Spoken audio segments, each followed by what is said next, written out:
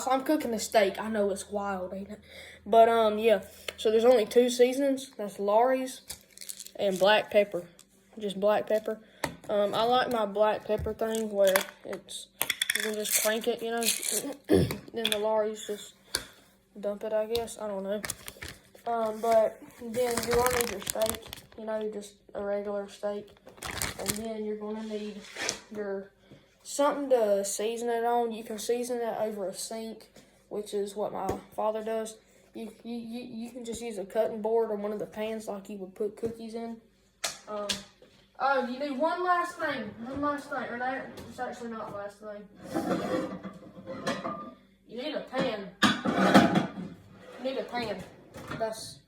just need a pan. Okay? And then you also need olive oil, but we'll get to that. We'll get to that in a minute. Okay, so make sure that your hands are washed. Mine are washed. I don't wear gloves whenever I do this. I think that's just for fancy people and chefs and stuff. But I don't know what I'm talking about. Clearly. So I'm gonna take the steak and I'm just gonna put it right here. And then after that, I'm gonna take my Lawry's. Or actually, no, I'm not. I done skipped the step by accident. Take some paper towels, and you're gonna want to wrap it in the paper towels. Just wrap it in the paper towels like this. Take it, put it right there, and you're gonna want to put it on the edge, fold again, and again, and just fold it like this. And then you're kind of just want to smash it for a second, you know, not like really hard, like, you know, don't do that. Just kind of smash it. Get some of the moisture out and all that kind of stuff. And also make sure that your steak is thawed. So. And sometimes you can just leave them sitting there, but it works better whenever you just take it and just kind of do this for a minute. Okay. That right there should be great. I'm now going to unwrap it. And whenever I unwrap it, it should feel more drier and kind of look more tan, I guess, than just hot red. So now I'm going to put it right there. Now I'm going to take my Lawry's. You don't need a lot of Lawry's. You know, you don't eat a ton of it, but you still need a good amount. And then you're just going to sprinkle the Lawry's, just like that. Now, the thing about the Lawry's is you want to kind of like just massage the Lawry's in there, you know, massage the seasoning, I guess. Add some more. Be generous. Just be generous. What if I told you that? And then you're going to want to now take it, flip it, put Lawry's on the other side.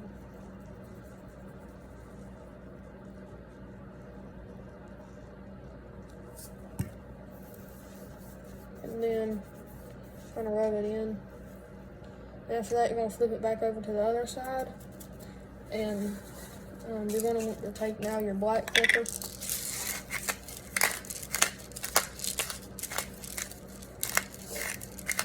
And then you're just going to want to put your black pepper in. Just like that. And you can brush some of it off, but I like to kind of just moisturize it in there. So now I'm going to flip it. And then do the same exact thing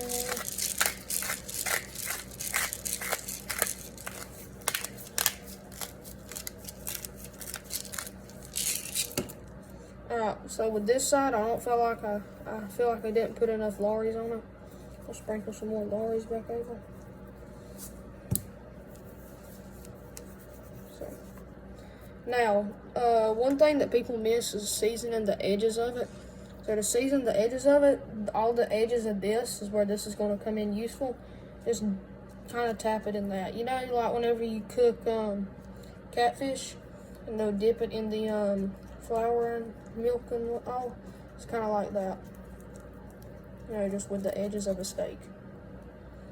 So bam. That's it. It's fully seasoned. And you'll just let it just put that right there for now. So after it's seasoned, is what you want to do is, of course, you need to close these back up. So now we can actually take it over. And I'll show you. Now that we're here, hold on, I'm gonna turn on the lights. Turn on the lights. Okay, I've ignited the room. Oh, if I turn the room, oh shoot. That's what I wanted right there. I'm just turning it on. Alright, so now that we're done with that, we have it seasoned. It's sitting right here, literally. So now, I'm gonna take my pan. You want a decent sized pan for this. This one's probably a little bit too big, but it's all that I had.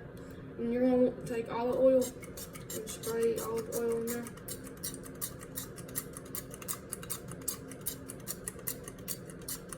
I don't like the sprayers, it's just what my mom has.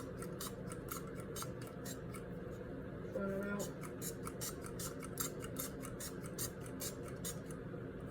Right, now that that's done, it'll be in like little patches, I guess, whenever you spray it. Even if you pour it kind of, you just kind of want to work it all around. You can hold it below you like a real chef, like me, of course. You can do that. I think it needs some more.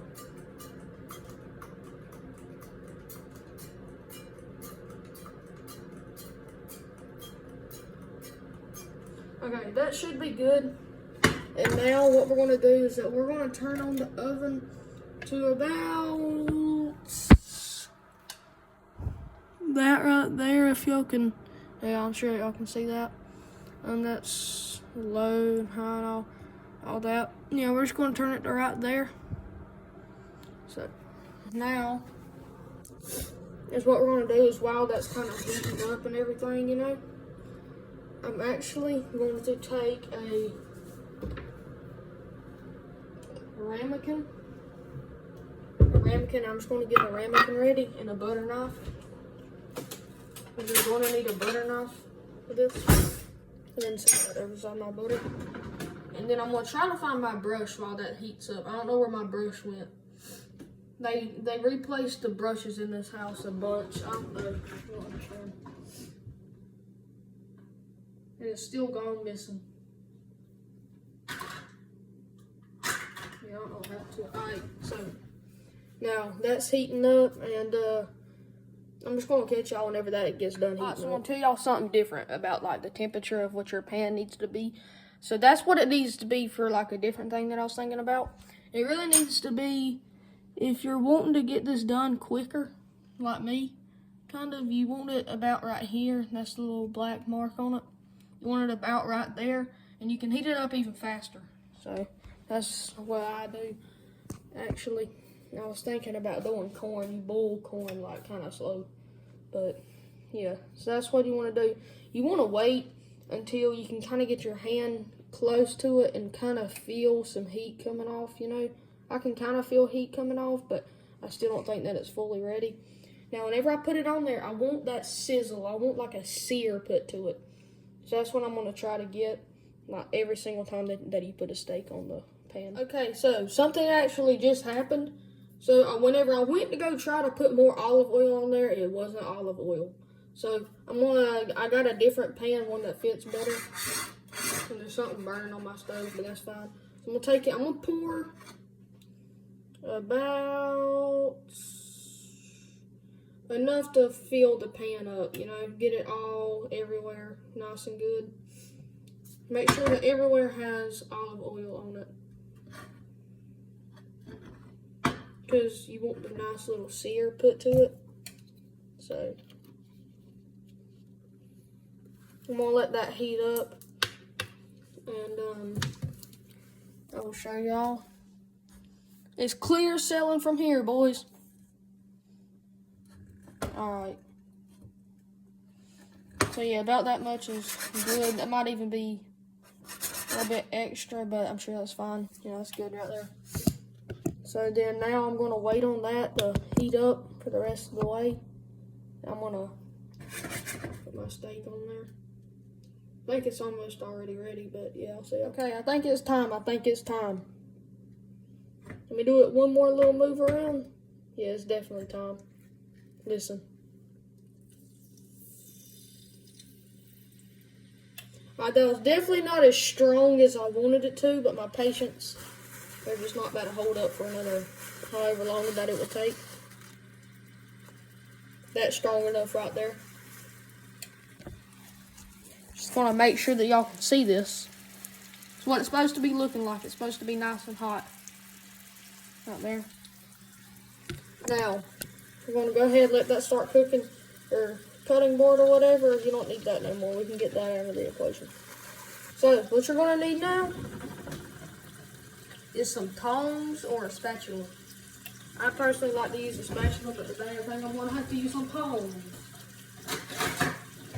Alright, so the best tongs for cooking steak are probably these. Steak and ribs are these kinds of tongs. And the other ones, I guess, if you want to. I'm going to go ahead and take it. I'm going to flip it. And you want it where it kind of starts looking like blackish, brown, kind of. There'll be like little marks on it, you know. It'll be hot. Like this right here. We're just getting started, okay? Right there, I just flipped it and all. I'm going for like a medium or medium rare steak right now. That's what I'm going for. And yeah. So we're gonna let it cook, and a lot of people they like undershoot it, and they get it to where they just tan the sides of the steak because they think that something's going wrong or something. No, let the edges cook, and then once your edges are fully cooked, wait another minute or two, and then cut it.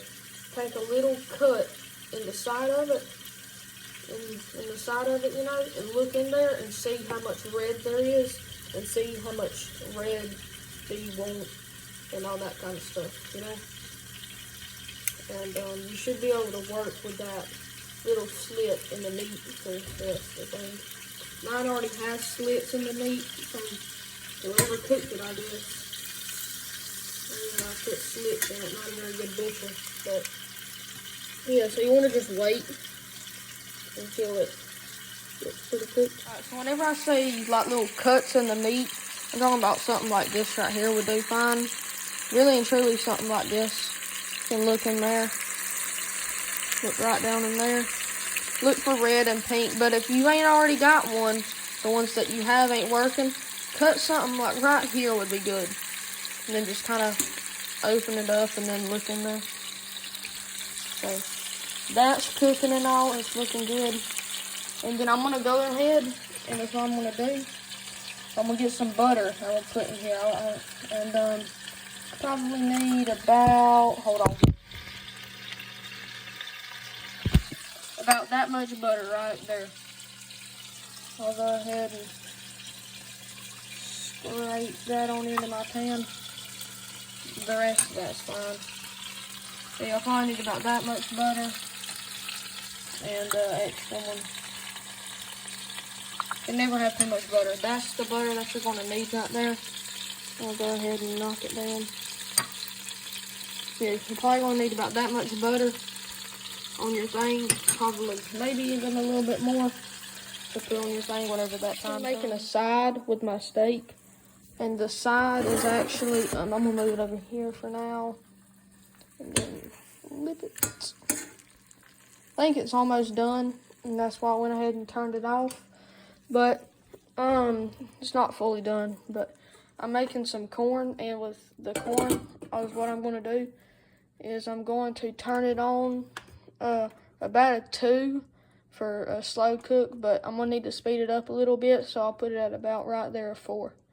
Right there's my 4, which I'm gonna put it as, but I would usually put it as a 2. So yeah, I'm gonna finish up with this, and then the corn, as soon as it gets to a boil, it's done, and it has everything right there and everything right there. So